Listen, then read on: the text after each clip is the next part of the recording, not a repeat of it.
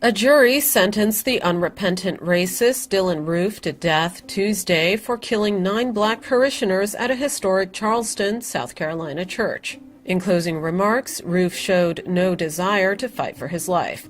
"I felt like I had to do it, and I still feel like I had to do it," Roof said in closing remarks to the jury.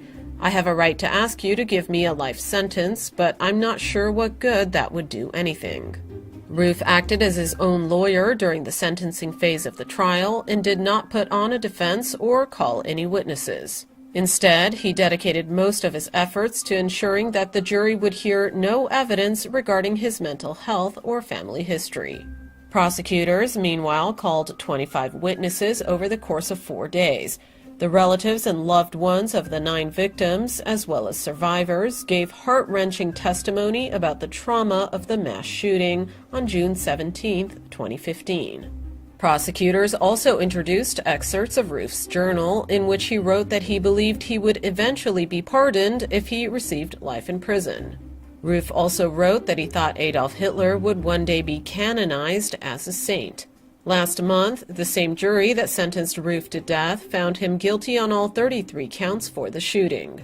Evidence showed that Roof had self-radicalized by immersing himself in racist culture online. He practiced shooting, scouted potential houses of worship, and visited historically significant sites of slavery around South Carolina.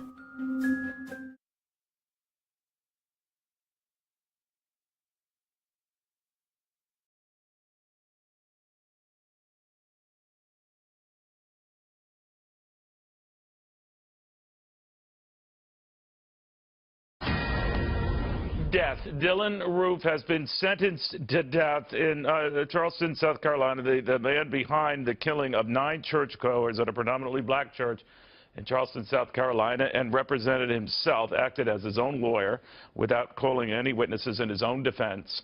The only issue here was whether he'd be facing life imprisonment or death. It is death. Jonathan Serry is on scene and can tell us more. Jonathan. Neil, Dylaan Roof looked down with his hands folded as the jury read its verdict. They agreed to all of the prosecution's allegations against him, that he willfully committed these murders, that he hated African Americans, that this was indeed a hate crime, and then they handed down their decision that Dylaan Roof indeed should be sentenced to death. The jury had to come up with a unanimous verdict on the sentence in order for him to be sentenced to execution. Otherwise, the default sentence would have been life in prison without the possibility of release.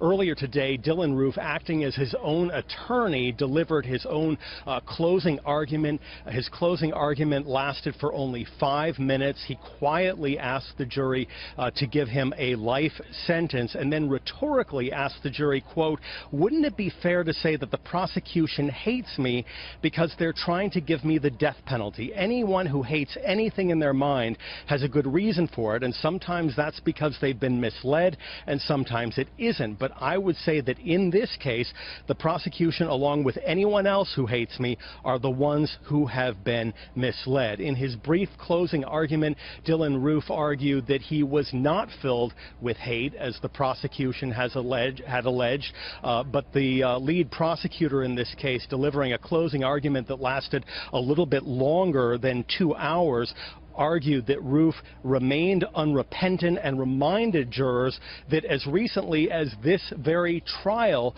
he had attended some of the hearings, walking into the courtroom wearing shoes with handwritten racist symbols on them.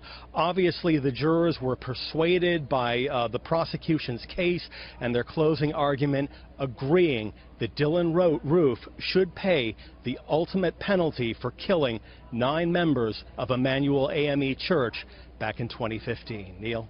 Jonathan, thank you very much. Jonathan Serry, Fox News anchor.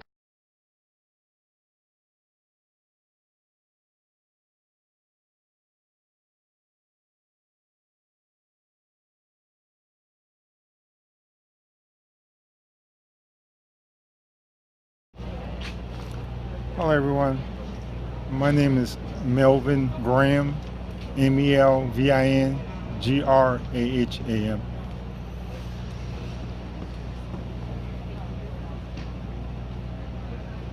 I just want to say that today we had justice for my sister. Today we got justice for Melvin and Henrietta Graham's daughter, Joe and Dorcina's granddaughter, Stephen and Martha's granddaughter. As I sat in the courtroom, this is a very hollow victory because my sister's still gone. I wish that this verdict could have brought her back, but it can't. But what it can do is just send a message to those who feel the way he feels, that this community will not tolerate it. When my sister was killed, this community pulled together in a way that I had never seen before. And I just wish that that feeling, that love that we show for each other in the city of Charleston, in the state of South Carolina, and around the nation, the warm words, the prayers that came in would continue. I just want this to stop. I really do. I'm tired.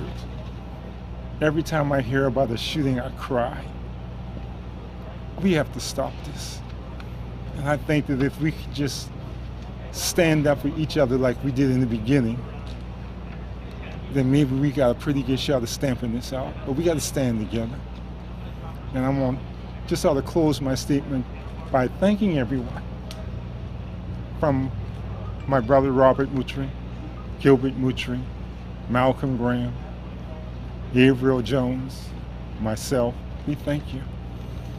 And I just want to say, I heard a poem, I'm going to paraphrase it. And it said, when they came for the Indians, I said nothing because I was not Indian. When they came for the blacks, I said nothing because I was not black. When they came for the Jews, I said nothing because I was not Jewish. And then one day they came for me, and there was no one left to speak for me. Today, this community stood up loud and clear and spoke for the Emanuel 9.